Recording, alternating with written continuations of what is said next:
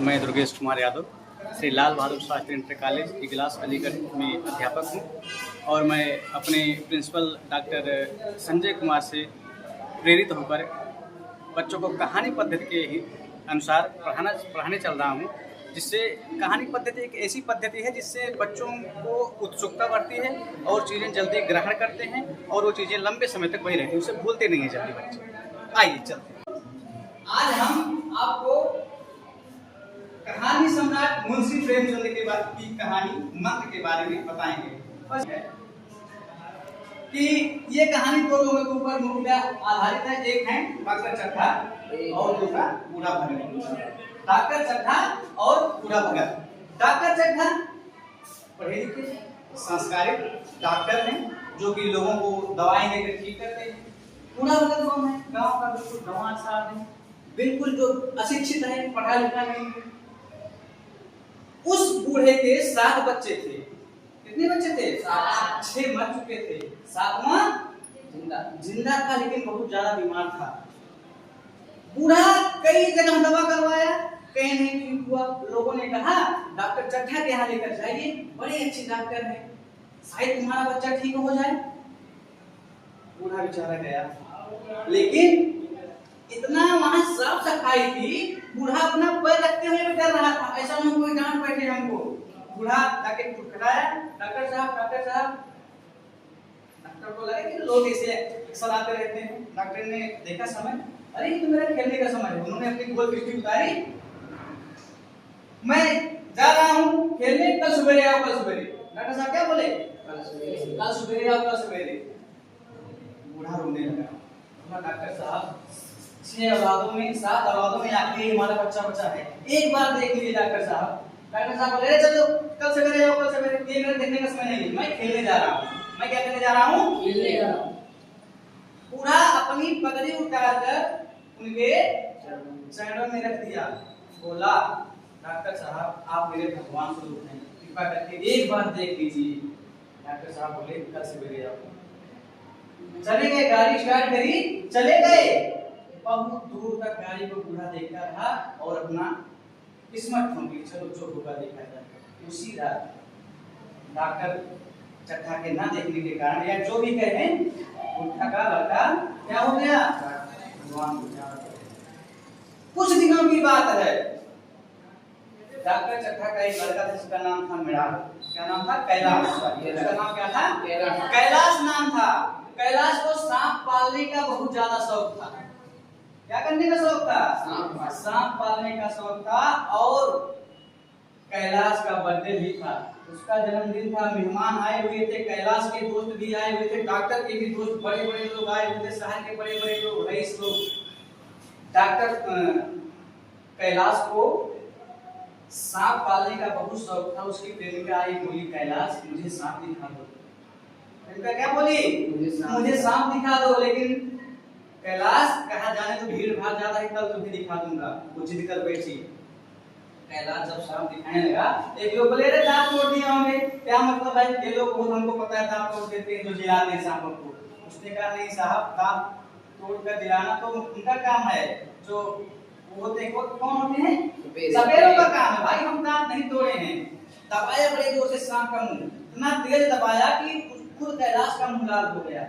सांप कभी ऐसे सोचा ना था कि कैलाश मेरे साथ ऐसा करेगा। सांप को ये लगा कि ये मुझे मार डालना चाहता है। कौन? कैलाश मुझे मार डालना चाहता है। फिर सबको दांत देखो, दांत है कि नहीं? ये सबने कहा हाँ भाई दांत तो है। उसके बाद जैसे उसने सांप की गर्दन ढीली करी, सांप उलट कर दांत दिखाया। और कैलाश के पास जो सबसे विषैला सांप था उसी के दांत दिखाया। कैलाश शुरुआत में ये भी बताया कि अगर ये सांप किसी को काट ले तो आदमी पानी तक न मांगे, मृत्यु हो जाती है। सांप काट लिया कैलाश को। अब क्षण भर में ही कैलाश की आंखें बंद होने लगी। चारों तरफ कोहराम मच गया। अरे डॉक्टर साहब के बेटे को सांप ने काट लिया। दूर दूर से बैठ बुलाए जाने लगे। कई लोग आए, सबने कहा जो होना था हो चुका, कुछ नहीं हो सकता। अब कुछ नहीं हो सकता। आखिर में जानते हैं क्या हुआ? वो जो बूढ़ा भगत था वो भी मंत्र पढ़ता था। वो भी सांप का मंत्र फूंकता था। लोगों ने पूरी उम्मीद तोड़ दी, सब कहे कि मतलब सुबह होते ही इस लड़के की लाश को ले जाकर के गंगा में दफनाया जाएगा। कोई आदमी जाकर के बुला रहे, अरे बूढ़े गलत सुनते हो? बोले क्या हुआ? बोले अरे जाओ, डॉक्टर चलती की लड़के को सांप काट लिया सुनेंगे, अगर जाओ जाते हो तो जाओ आप भी बन जाओगे। डॉक्टर बोला अरे जाने दो, भगवान बड़ा कारसाज है, क्या मैं नहीं जानता हूँ? एक बार अपने बेटे को लेकर के गया था, उनके खेलने का समय हो रहा था, मेरे बेटे को उन्होंने देखा नहीं और चले गए। अरे उनका बेटा मर रहा है, तुम्हारे हमारी वजह से हैं? हम तो जाएंगे भले, लेकिन दूर से ही देखेंगे। दूर से देखेंगे, क्या बड़े लोग भी रोते हैं कि केवल हम ही लोग रोते हैं? लेकिन बुद्धि की आत्मा मान नहीं रही थी, दिमाग से तो कर रहा था कि मैं नहीं जाऊंगा, जाने तो हटाओ, जो हो गया हो गया, मेरा बेटा मरा था उसका भी मर रहा है, लेकिन अंदर से उसकी आत्मा उसी का छोड़ रही थी।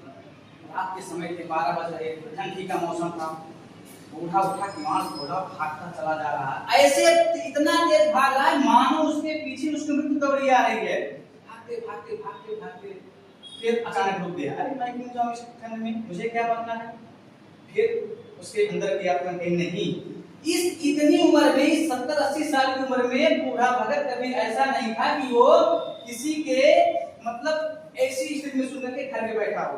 भागता जा रहा है, फिर जा रहा है, आखिर अंत में वहां पहुंचा। बड़ी देर तक कैलाश को देखता रहा, बहुत देर तक देखता रहा, फिर मुस्कुराकर बोला, डॉक्टर साहब अभी बड़ी देर नहीं हुई है, भगवान बड़े कारसाज हैं, अगर भगवान ने चाहा तो भैया अभी केवल 2 मिनट में उठ बैठेंगे। मंत्र पढ़ना शुरू किया। बूढ़ा भगत बोला, कहा उसे कहो पानी से नहाना शुरू करें, कहा लोग ला करके पानी डालना शुरू करें। कई घड़े पानी उसके ऊपर डाले गए और बूढ़ा मंत्र फूंकता रहा, पढ़ते आखिर जब सूर्य की लाल लाल किरणें वहां से निकली तो यहाँ पर कैलाश की लाल लाल आंखें खुल गई। और जब यहाँ कैलाश जिंदा हुआ, चारों तरफ खुशी का माहौल, अरे भैया लड़का तो जिंदा हो गया, लड़का तो जिंदा हो गया। लेकिन बूढ़ा भगत चुपके से वहां से भागा है, कहीं ऐसा ना हो कि मैं बुढ़िया की जगने से पहले घर ना पहुंचूं, बुढ़िया मुझे गुस्सा हो जाए। वहां से झटपट भागा है बूढ़ा। डॉक्टर साहब और डॉक्टर ने जब बच्चा ठीक हो गया, चले भैया कौन था, चलो देखते कौन था। दिखा, कोई दिखा ही नहीं। फिर डॉक्टर ने कहा कि मुझको याद आ रहा है, एक बार किसी मरीज को लेकर देखने आया था, लेकिन मैंने इसके बच्चे को देखने से मना कर दिया था। आज मुझको वो घटना याद आ रही है और मुझको बड़ा पछतावा हो रहा है। अगर मैं अपनी सारी संपत्ति भी उस बूढ़े के नाम कर दूं, तब भी मैं उसे कभी ऋणी नहीं हो पाऊंगा, क्योंकि उसने मेरी वो अमूल्य दौलत वापस करी है, मेरे बेटे को जिंदा कर दिया है। तो इस कहानी का सार बेटा केवल इतना है कि कोई आपके साथ कितना भी कभी बुरा करे, कुछ भी कर दे, हमें लेकिन उसके साथ हमेशा अच्छाई के साथ ही पेश आना चाहिए, उसके साथ उदारता ही करनी चाहिए। ठीक है। मैं तरुण उपाध्याय और मैं श्री लाल बहादुर शास्त्री इंटर कॉलेज में विज्ञान का शिक्षक हूँ। आज मैं आपको गड़बड़ है